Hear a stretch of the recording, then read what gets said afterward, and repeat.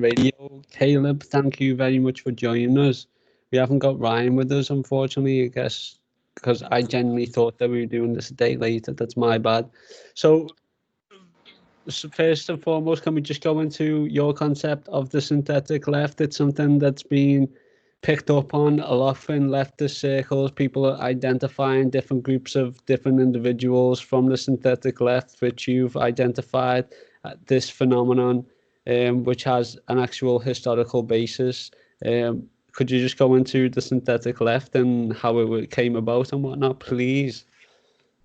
What I refer to as the synthetic left really began in the 1950s during the beginning of the Cold War, when the U.S. government began covertly supporting leftist writers and artists and intellectuals in the hopes of pulling left-wing people and pulling scientists and painters and literary critics and all kinds of people away from Marxism-Leninism and away from aligning with the Soviet Union.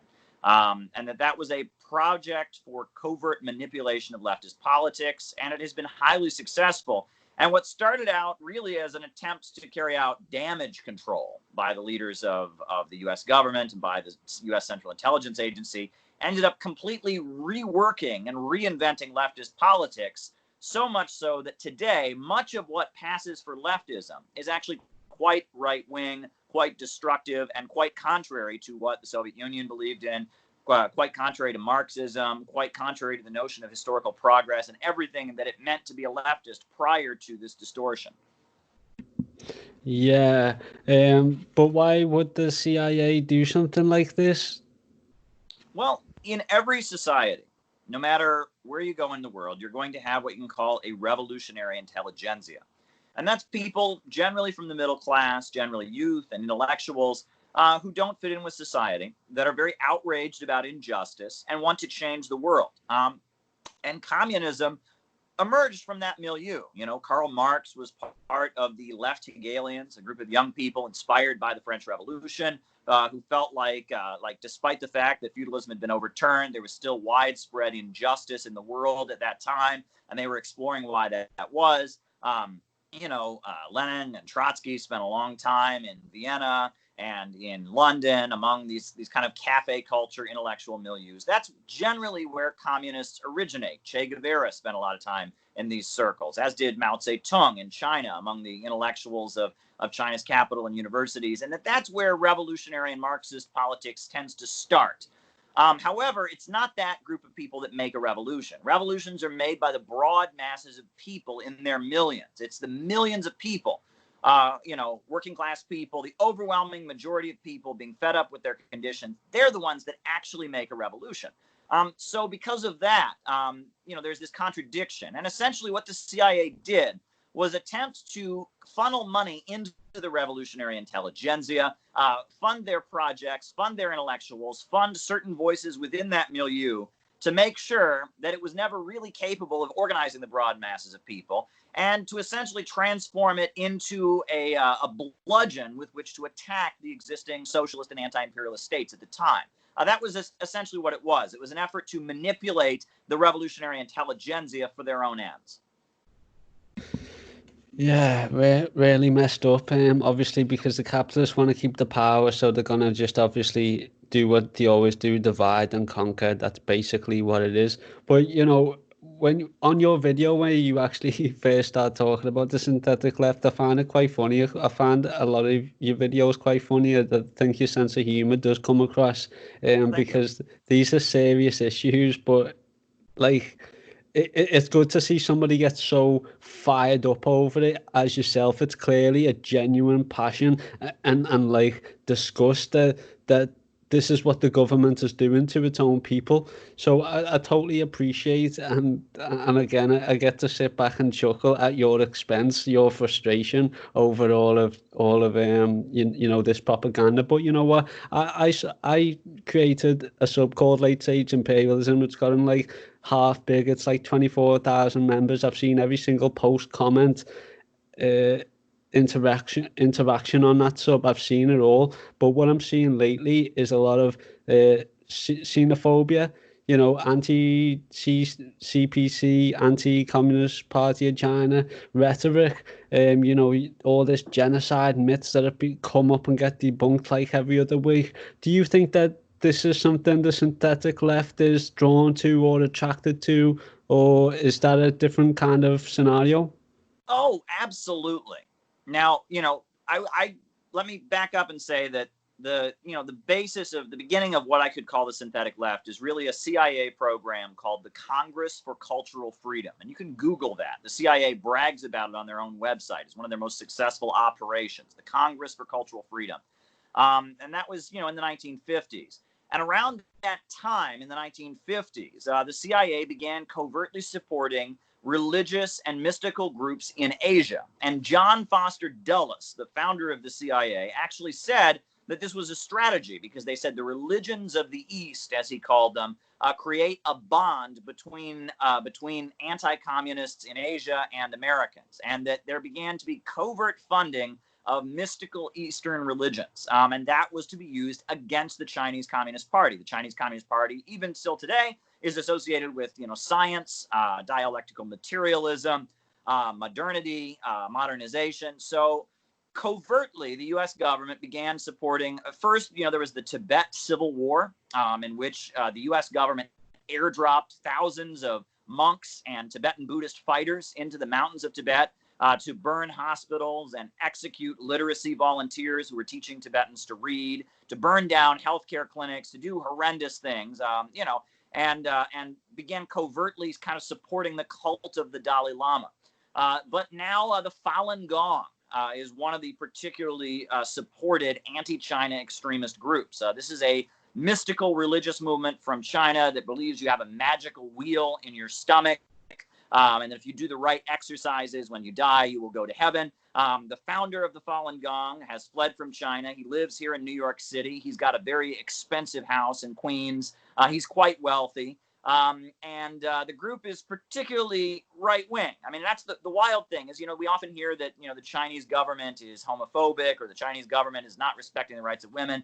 Well, the Falun Gong cult, which they created the Epoch Times newspaper, one of the main anti-China propaganda newspapers in the United States, the Falun Gong cult, which has been covertly supported by the U.S. government against China, they say that one of the main signs that China is in decay and in what they call a Dharma ending period is because women vote. They don't want women to vote.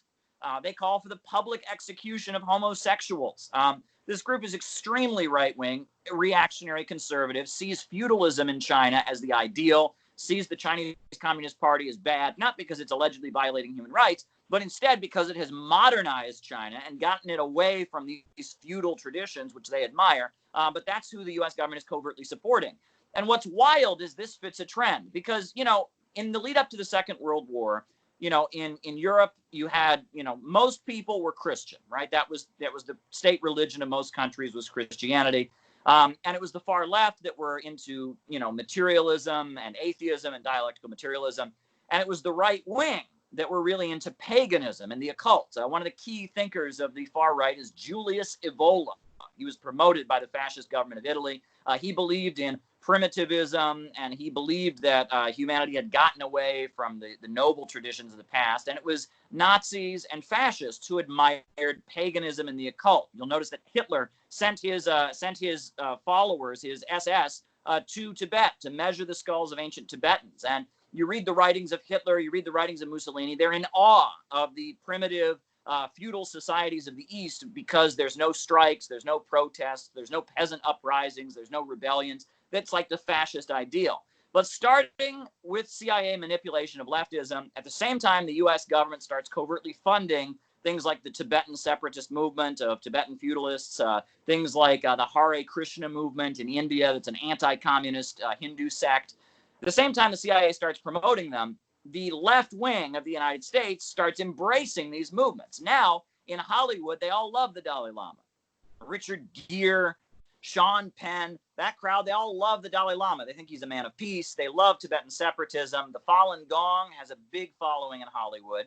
The Hare Krishna movement and a lot of these mystical gurus that were extremely anti-communist in India suddenly became popular and were appearing at anti-Vietnam War protests. And part of the process of distorting left-wing politics was putting kind of an admiration for Eastern cults and mysticism into left-wing circles and moving them away from wanting to modernize and develop the world, that's the struggle against imperialism. Imperialism holds back economic development in impoverished countries around the world. Moving away from that and moving toward this idea of kind of cultural relativism and admiration for some of the most reactionary sects in Asia that the imperialists have propped up against anti-imperialism. God damn, Caleb, you're so full of information. How do you fit all that in your head? Never mind, spit it out so accurately. So you're talking about these certain groups that the CIA are now obviously supporting and whatnot because, okay, so the synthetic left you see in your video, you also tell people, go and search this. It takes you to a CIA.gov website. If they're willing to do that, they're also willing to do a multitude of other things. This anti-China thing, that's basically the same thing going on, obviously just a different operation. And you know it's important, Caleb. I don't know what your reason is behind mentioning it, but to me, I'm sure that we're on the same page anyway. The reason is to get not just a class consciousness. It's all well and good if people know that there's a bourgeoisie, a ruling class, a working class, a lumpen, and however what. But if they're not able to identify the class antagonisms and the ideology that's separating people individually and causing people to, rather than actually move, again, you talk about literally a country being progressive in the sense that it's developing industrially or economically or whatever, but conversation is the same thing. If we're just talking about small little things that the CIA have or have not supported, we're never going to get anywhere. And I think that that's the whole point. It's finding things that are worthy of conversation and things that should just be ignored. So at the moment, people, your advice on this China thing is largely to ignore it. If you're on the side where you want to condemn China and call China an imperialist, you've got better things to talk about. I'm sure it's not benefiting nobody. You're not going to get a place in the White House, nothing like that.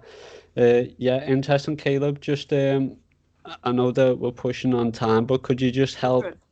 We're good. Keep going. Yeah, could you just talk more about the synthetic left? How would you identify it?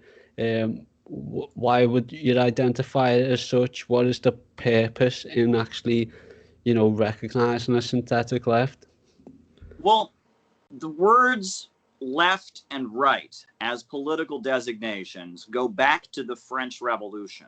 At the French National Assembly, that was the body they formed after overthrowing the king, there were two sides of the room. The people that were more loyal to the king and feudalism sat on the right, and the people who sat on the left were the more radical and revolutionary forces that wanted to march into the future. And that's where the designations of left and right come into being, right? And it's basically about historical progress. If you're a progressive, you're on the left. You want to move forward. If you're on the right, you want to keep things as they are, or you want to move backward, you're a reactionary. That's what left and right mean. However, now in left-wing circles, there is an increasing belief that historical progress is bad, that we have moved too far, that humanity is using too many resources. There are too many people in the world. I've heard that lie so much. And that we need to reduce the human population. Technology is bad. We need to go back to nature. We should be examining these kind of primitive groups around the developing world that haven't, adopted technology. And that kind of view is reactionary, right? I mean, that is a reactionary view, but it passes for left in a lot of circles. There's kind of an admiration for all things primitive.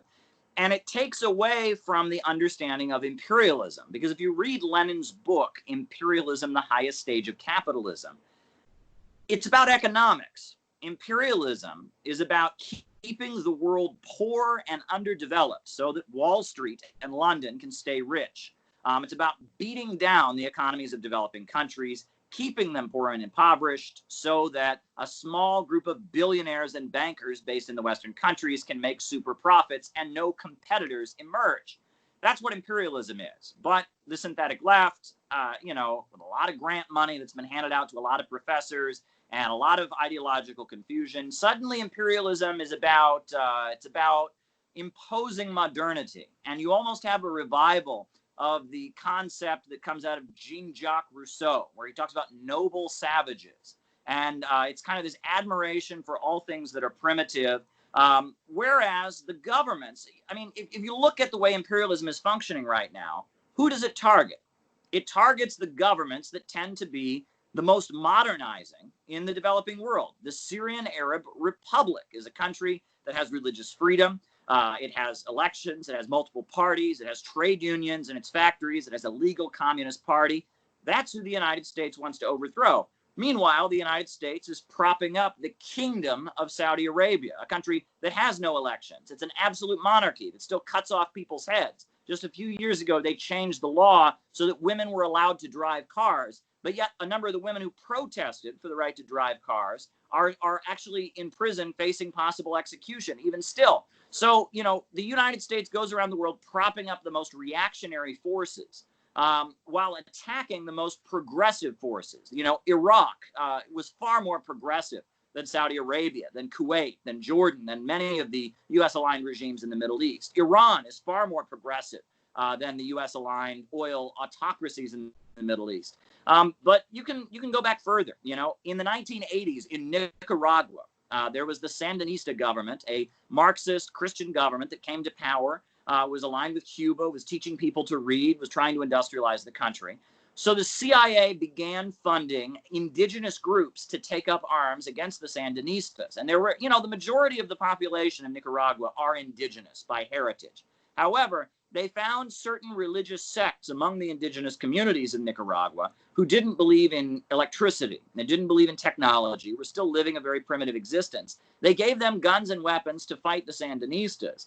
And furthermore, they even worked with the indigenous activist groups of the United States and covertly sent Russell Means, the leader of the American Indian movement, to Nicaragua to make propaganda claiming that the Sandinistas were oppressing indigenous people, were bringing in technology. The Sandinistas were Western European Marxists imposing their Western European ideology on these beautiful indigenous people with their indigenous traditions. And it was very, very effective. And Russell Means, the leader of the American Indian movement, somebody who had worked with the Black Panthers in the 1960s and 70s, was associated with fighting heroically for the indigenous people's rights, suddenly became a tool of the CIA and the synthetic left to make propaganda against the Sandinistas. It's the same way they're using a lot of these very religious Muslims who hate the Syrian government. It's the same kind of thing, right? It's, these people have their beautiful primitive ways. They're opposed to modernity. It's a weird flipping of the script, and it plays into this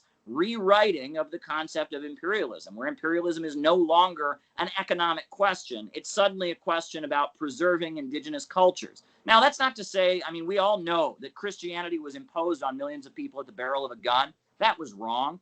We know that there's a huge amount of Islamophobia right now and hysterical hatred for Muslims being whipped up around the United States and in Britain and other places. That's wrong, obviously. We don't ever want to support, any kind of, cultural chauvinism or European supremacism or anything like that. But by taking the narrative away from the economics of imperialism and making it about, quote unquote, cultural imperialism, they create a vehicle where leftists can be utilized to bring down governments that are raising people out of poverty. And that's what the Chinese government is doing around the world. It's raising people out of poverty. Joe Biden wrote a letter to the Council on Foreign Relations, to Foreign Affairs magazine, explaining what he would do if he defeated Donald Trump. And he specifically said that one thing he would do if he defeated Donald Trump was that he would stop China from building power plants in developing countries because it's a threat to global warming. Unbelievable. What is wrong with helping people in Africa have power plants and electricity so they can open their own businesses, so they can have an economy, so they can rise up out of poverty? What's wrong with that? Well, it's wrong if you have a Malthusian perspective. If you think that human beings are a cancer on Mother Earth, if you believe in the ideology of Robert Malthus, Malthusianism, the concept of overpopulation, yes, you would think it's a crime for China to build power plants. But if you're a Marxist and you have dialectical materialism and you understand economics, you would want people to be raised up out of poverty. This is what the synthetic left has done. Wow. Yes. Well done for that answer there, Caleb. So what's this Malthusianism or something that's been brandishing about it's like the latest new trend, but it's obviously very relatable to what's going on. But what is it? Well, in Britain, at the time of the French Revolution, there was an economist named Robert Malthus, and he wrote a book basically saying that the French Revolution and the Reign of Terror had happened because there were too many people in France. He argued that the food supply doesn't catch up with population growth, and that the cause of the French Revolution, it wasn't that the peasantry was oppressed by feudalism. It wasn't that the people wanted their freedom. It wasn't that the feudal system was outmoded. It was simply there were just too many people. That France, they'd had too many babies. The population had grown too fast, and there were too many, quote unquote, useless eaters. And because of that, there had to be this awful calamity, this French Revolution, in which all kinds of people died. And that was the analysis that was put forward. And this portrayal of the French Revolution as if it was just a great humanitarian catastrophe. And Karl Marx, wrote a refutation of Robert Malthus' work. His book, Theories of Surplus Value, picks apart the economic theories that Robert Malthus puts forward. Robert Malthus was basically, he was a hired gun economist. He wrote this book to attack the French Revolution. He wrote another book, justifying the predatory rents and behaviors of landlords. And Karl Marx exposes him in his book, Theories of Surplus Value, for just being a shill economist who wrote justifications for what the ruling class of Britain wanted to hear. But Robert Malthus' ideas were picked up. I mean, they didn't die in the 1800s. The Rockefeller family, they're the family that started Standard Oil, John D. Rockefeller, that's now ExxonMobil. They are strong adherents of Malthusian ideology, this belief that there are too many people in the world. They ran something called the Malthusian Society for a long time. Many people in the United States believed in birth control because they believed in women's rights.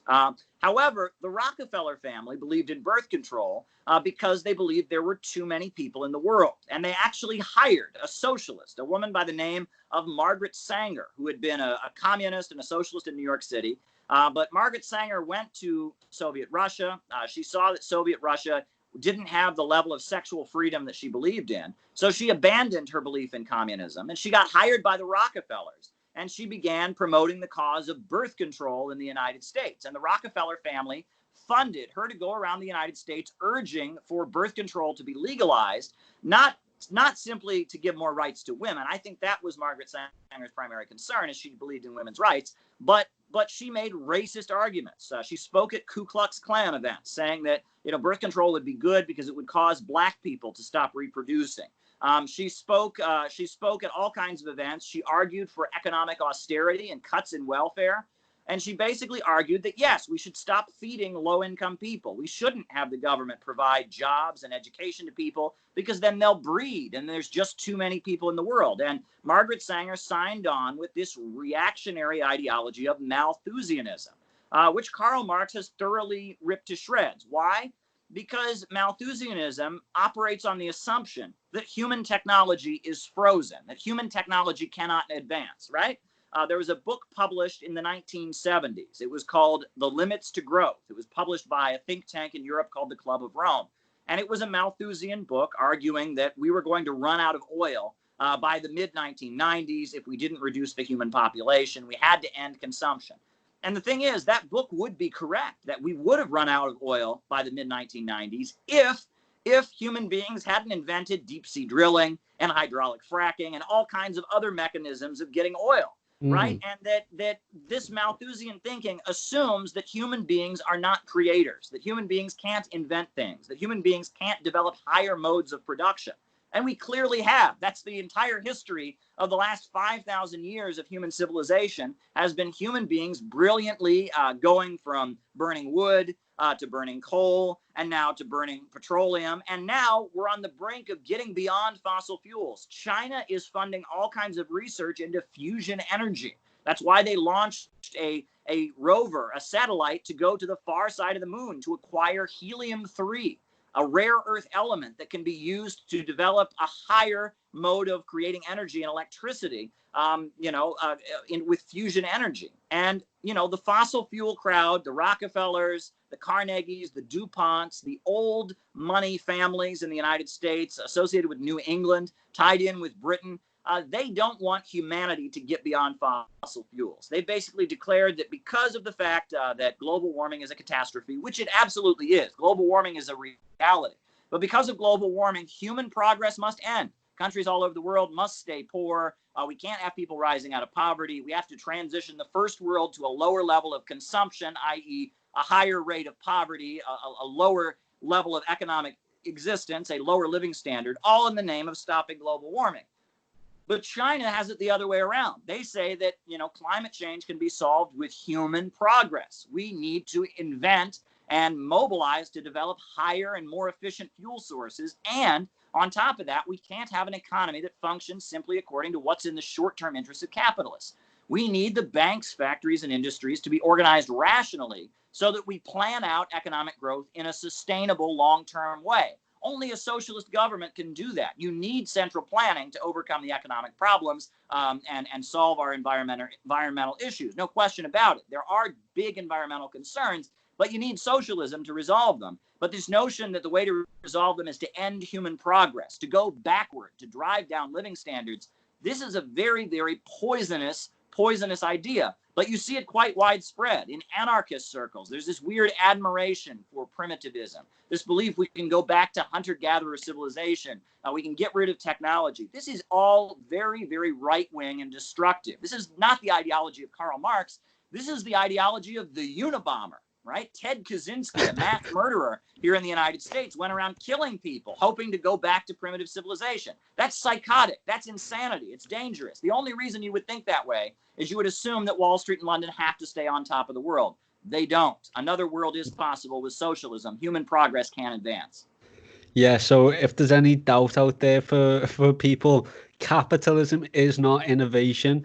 The state is meant to exist as the state. Not much changes. There isn't progress. There's no development. There's literally patents, there's copyrights, there's intellectual property to make sure that other people can't improve the same things that other people are producing on a mass scale, just to be wasted and thrown into the ocean using this energy that we're talking about, this oil that is running out. But there is, of course, a multitude of other energy sources out there. I am a big fan of thorium, this helium, whatever. I don't know.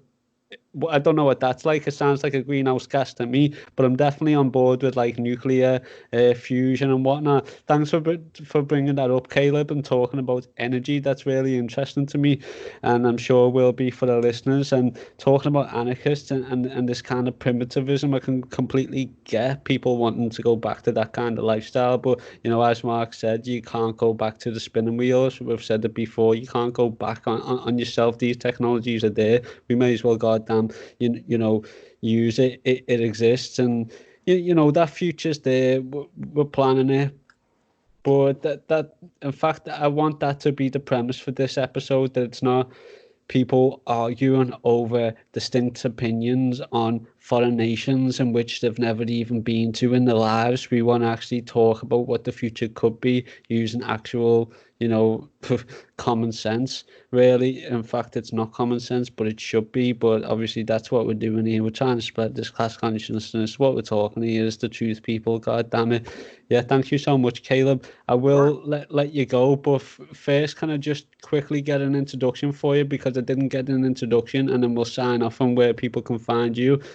I'll just start off. I actually applied to be a reporter for Russia Today. You're a reporter for Russia Today, are you not? I sent them an email that said, yes, I would very much like to be a reporter. I'm out here in the streets. I'm surrounded by goddamn crime, poverty. I need a better life. Get me out of this goddamn concrete jungle. And he never, ever got back to me. But you are, yeah, thanks. But you are a reporter for Russia Today. You have political accolades, that far outweigh mine. So I believe that once you were in high school, you filmed a mugging, was it something like that? You know, an injustice, and you actually helped get two people out of jail, did you? Well, I was in college at the time, and in Cleveland, there was a walkout at Collinwood High School, which is a mainly African-American high school in Cleveland. And I saw on Facebook, me and my roommate saw on Facebook that they were having a walkout against teacher layoffs. This was in 2010. So I attended the walkout, and the police of the school actually chained the doors shut. And so only 5 or 6 students got out the door of the school. Wow. And that's a hugely illegal. That's a fire hazard. You cannot chain the doors of the school shut. Unbelievable, to keep the students from walking out. You know, and then these 5 students got out, and we then saw the police, and I filmed the police brutally arresting 2 young women. Just brutally arresting them. And of course, in the United States, when, you know, the police violently arrest you, they then charge you with assault on an officer to cover themselves. So they tried to charge one of the young women with assault on a police officer. But luckily, my video was key evidence in court, and she was acquitted. And that was kind of the first time I became kind of the center of attention in Cleveland. The media tried to make it sound like I had organized the walkout, like I was, you know, the evil communist who had, you know, staged the whole thing and gotten these young women in trouble for my own ends. But then the mother of the young girls gave an interview to Cleveland Scene magazine and said that is not what happened at all. And in fact, thank goodness Caleb was there, because if not, when these police brutalized my daughters, no one would have filmed it. And I was profiled in Cleveland Scene magazine as kind of a local, they called me the communist next door. And that was kind of the first time I became kind of a public figure. I started doing like radio interviews and stuff. I moved to New York City the next year. I was part of the Occupy Wall Street protests. I've been to the Middle East a number of times. You know, I've been to Latin America. I've traveled extensively through Latin America. I was part of building protests against the bombing of Syria. You know, I was an activist for a long time. Now I'm primarily a writer and a journalist. I don't organize demonstrations. I'm not campaigning for anybody or trying to register people to vote or anything like that. I'm primarily involved in you know, spreading the truth in a world of lies. So, yeah, that's primarily what I do. I do a lot of writing. You know, I have a book coming up on the synthetic left. It'll be out soon. But I'm currently working, you know, I currently have a book available called City Builders and Vandals in Our Age, which is an attempt to re-examine Marxism, because Marxism is in kind of an ideological crisis. The fall of the Soviet Union and, you know, the triumph of synthetic leftism, the kind of the hegemony that synthetic left and you know, distortion, you know, distorted leftist politics has caused a lot of confusion. So I wrote the book City Builders and Vandals to try and give some direction to the Marxist movement in our time. And it's gotten a huge reception. So many people have read it and given it positive reviews and told me it changed how they understood things.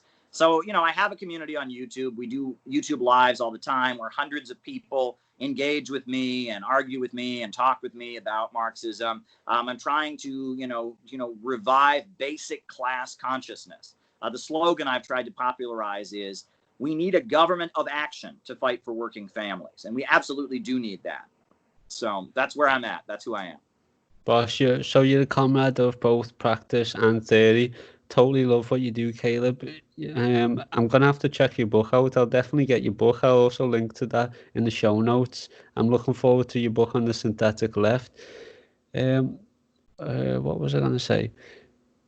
Oh yeah, well basically I'll let you go now, but Sure. Before we let you go, can you just let our listeners know where they can find you, you know, your YouTube, Twitter, anything like that you want to plug in, where people can find you? I'm on YouTube at Caleb Maupin, CALEBMAUPIN. That's my channel. My website is calebmaupin.com, CALEBMAUPIN.com. Yeah, I mean, that's where I'm at. So follow me on Twitter, Facebook, you name it. I recently started TikToking a little bit. I don't have much on there, but some of my fans have been having a field day with TikTok. You know, and I love that, you know, and there's a Discord. I mean, there's like 2 rival Discord servers of my fans who don't get along with each other, I understand, which I think is amusing, right? I mean, like, not all my fans, they can agree on liking me. They can't agree on liking each other. And, you know, I engage with people. Wow. I will debate white supremacists. I don't agree with them at all. I think that their belief is awful, but they need to be debated because their ideas are growing right now. And part of the reason their ideas are growing is because of synthetic leftism and because there is this, you know, confusion where leftism has moved away from fighting for working people and instead serves this kind of Malthusian agenda. So, I mean, I will engage with people. I've debated Trotskyites before. I've debated anarchists. I have a good friend, anarchist Brenton Langle. We do a lot of lives together. We're building a community around real progressive socialist ideas, the ideas that built the labor movement, the ideas that the Soviet Union used to defeat the Nazis during the Second World War, the ideas that raised millions of people out of poverty in China. Marxism is the future. It requires, it requires a re-examination, and I hope to be part of the efforts to do that in our time. You definitely already are, Caleb, so you can pat yourself on the back from that. Give yourself a pat on the back from me. And yeah, I've got an interview coming up with a fascist. I wonder what kind of slack I'm going to get from the left-wing community there. But, like as you said, it's definitely important to show that we shouldn't just be screaming at each other in the streets at protests. We definitely can have conversations and understand one another, because we need each other. It's as simple as that. I mean, as you say, that this is all set up so we're arguing against each other. Doing great stuff, Caleb. That people will definitely check it out. Check out all the debates that you've had with Bush and Destiny and whatnot. So good, so good. Yeah, I'll love you and leave you. All right. Thank you so much for your time, Caleb. It's been very interesting. Did you say that you recorded this? I did. I'm gonna push stop recording now. But thank you, boss. Caleb.